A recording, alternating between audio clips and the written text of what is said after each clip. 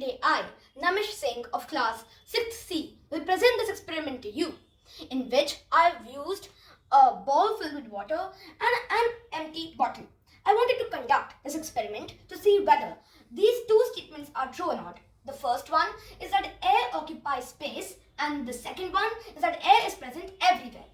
So without further ado, let us delve into this experiment. Now let us see if this water bottle will contain air in it or not.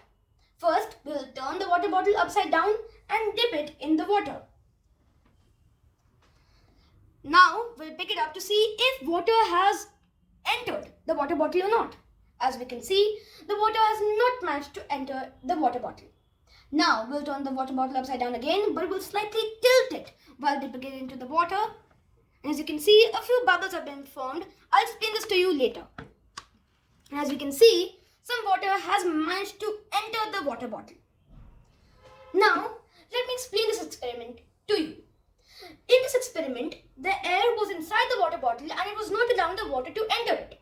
Now let me tell you the properties of air which we can understand through this experiment.